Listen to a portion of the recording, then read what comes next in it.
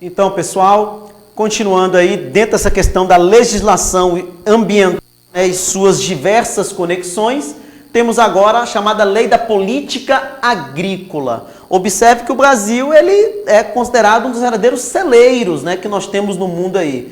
Então temos uma lei chamada Lei número 8.171, de 17 de janeiro de 91. Observe que tradicionalmente, né, se nós pegarmos aqui a questão do século XX, o Brasil extremamente competitivo, né, dentro desse setor econômico, né, bem competitivo. E uma legislação específica para isso só vem em meados do início da década de 90, né? Mas ainda bem que ela veio, ainda bem que ela existe. Ela vai estabelecer o quê? Que o poder público é responsável por disciplinar e fiscalizar o uso racional do solo, da água, da fauna e da flora, bem como realizar o quê? Zoneamentos agroecológicos para ordenar a ocupação das mais variadas atividades produtivas, implementando o quê? Programas de educação ambiental e estimular a produção, né? E a produção em relação à questão dessas espécies nativas, tá bom?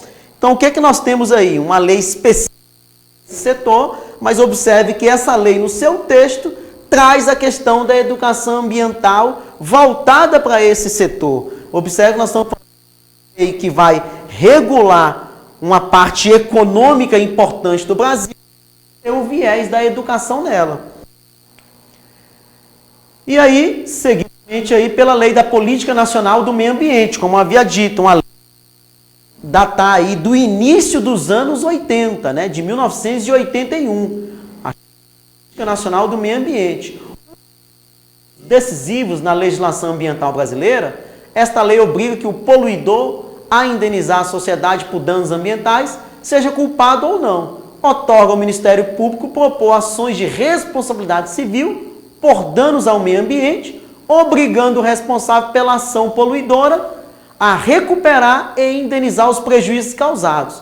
Ou seja, aquela atividade que vai gerar danos ao meio ambiente, né, o responsável vai ser obrigado a recuperar a área, né, ambientalmente danificada, e vai tornar obrigatória a emissão de estudos e relatórios de impacto ambiental, o chamado EIA, Estudo de Impacto Ambiental.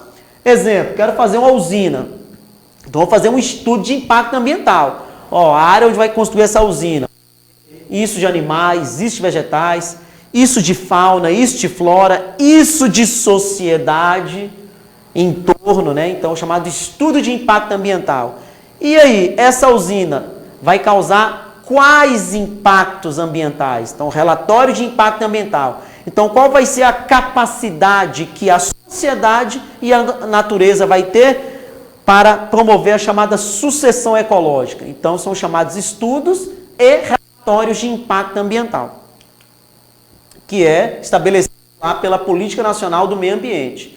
Lei de Recursos Hídricos. Observe que ela veio na esteira aí da criação também, né, consequentemente, da chamada Agência Nacional das Águas, que tem na década de 90.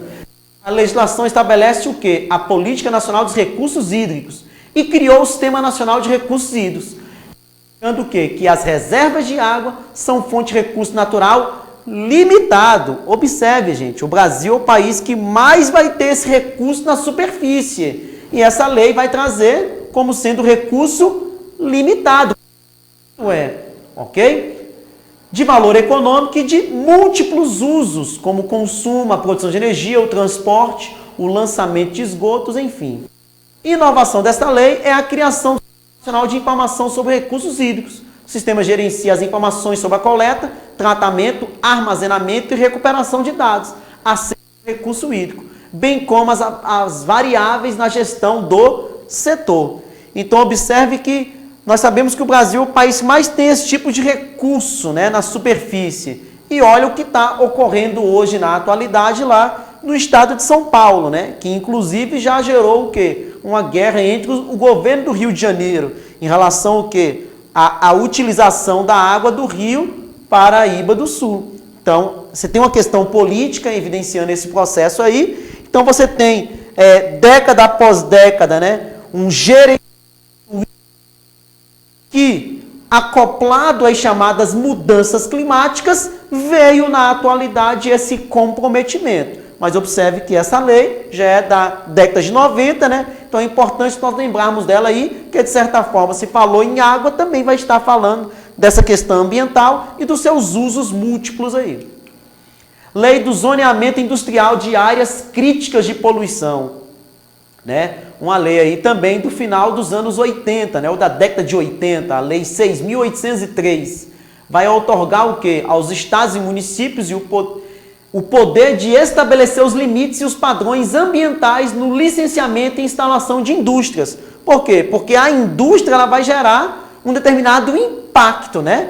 Então, vai outorgar aos estados e municípios a estabelecer os limites, né? É tanto que nós vamos ter aí os chamados aí, setores industriais em inúmeras cidades, né? Se eles vão estar no lugar ambientalmente correto ou não, é outra história, né? Mas existe essa lei aí, que é dos anos 80, que vai estabelecer esses limites.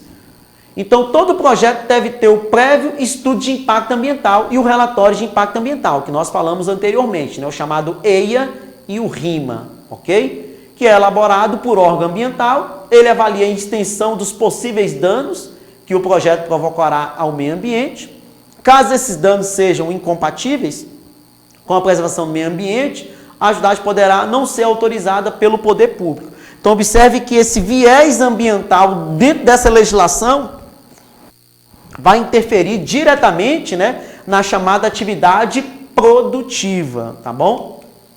Então, é interessante aí vocês pesquisarem, né, o texto na íntegra como um todo, né, em especial aqueles voltados para a educação, mas também ter a abertura desse leque, né, que nós falamos aqui de legislações de engenharia genética, de proteção do patrimônio cultural, de zoneamento industrial, de recursos hídricos, né? Então, todos esses vão estar voltados aí também dentro para um entendimento mais legal dentro desse viés educacional relacionado à legislação.